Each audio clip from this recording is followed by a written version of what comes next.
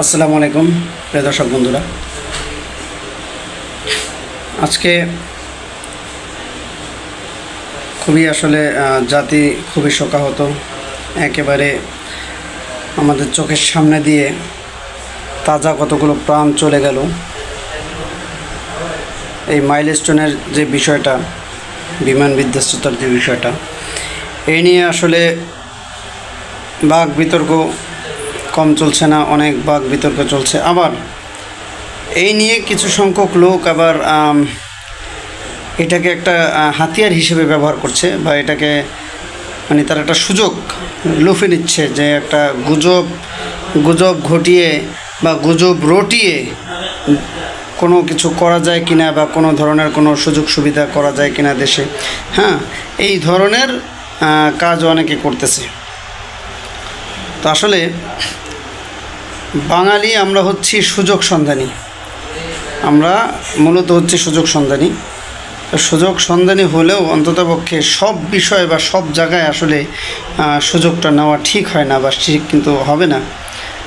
এই জিনিসটা যারা না বুঝবে তারা তো কোনো মানুষই না। কারণ বর্তমানে বেশিরভাগ রাজনীতিবিদ তারা কোনো মানুষের কাতারে পড়ে না। এটা কেউ আমাকে খারাপ বললো ভালো বললো, এটা কোনো ব্যাপার না। কারণ আপনার যদি মনুষ্যত্ববোধ থাকে, আপনি রাজনীতি করতে পারবেন না। বর্তমানে আপনার রাজনীতি করতে হলে নিজেকে মানুষ থেকে অন্য কিছুতে রূপান্তরিত করতে হবে, তাহলে আপনি রাজনীতি করতে পারবেন।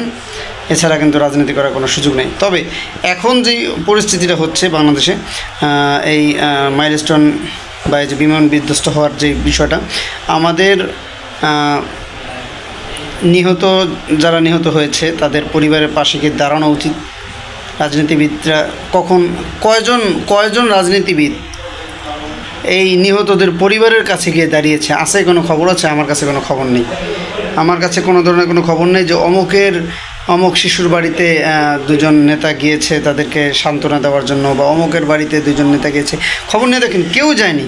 তাইলে এই যে তাদের যে একটা বিষয়, অথচ এই জিনিসটাকে কেন্দ্র করে তারা বলছে যে সঠিক সময়ে যদি এখন এই উত্তেজনা যদি থামাতে হয়, বা দেশের যে গরম পরিস্থিতি এটা যদি থামাতে হয়, সেক্ষেত্রে তাড়াতাড়ি নির্বাচনটা দিয়ে দিলেই বাস তাদের পেট ভরবে। তাহলে মনে করেন তাদের সব কিছু থেমে যাবে।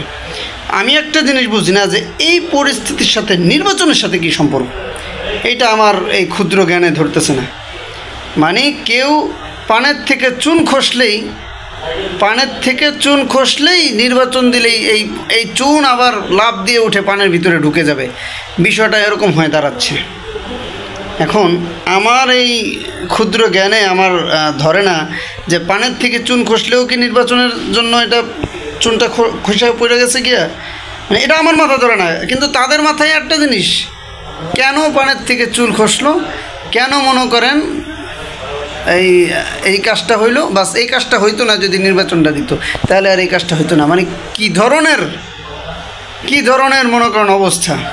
তো যাই হোক প্রিয় দর্শক, আমাদের সবার উচিত নিহত এবং আহতদের যে পরিবার রয়েছে তাদের পরিবারের পাশে গিয়ে দাঁড়ানো, প্লাস তাদের পরিবারকে পূর্ণ সাপোর্ট দেওয়া, এবং তাদের পরিবারের আত্মার মাগফিরাত যারা চলে গেছে পৃথিবী ছেড়ে, তাদের শিশু হোক বা বয়স্ক হোক, ঠিক আছে, যেই হোক না কেন, আমাদের উচিত তাদের আত্মার মাগফিরাত কামনা করা, তাদের পরিবারের যাওয়া, তাদের পরিবারের সাথে সময় দেওয়া, সাক্ষাৎ করা, এবং তাদের পরিবারকে বিশেষ করে ধৈর্য ধারণের প্রতি আমাদেরকে আশ্বস্ত করতে হবে যে হ্যাঁ, আপনারা একটু ধৈর্য ধারণ করুন, সবর করেন, আল্লাহ তাআলা সবরকে পছন্দ করে। এটাই করতে হবে। এছাড়া ওই গলাবাজি করে এই করে সেই করে এগুলো দিয়ে কোনো লাভ নেই ভাই। তো আজকে এই পর্যন্তই। সবাই ভালো থাকবেন। আল্লাহ হাফেজ। আসসালামু আলাইকুম। দেখা হবে নতুন কোনো ভিডিওতে।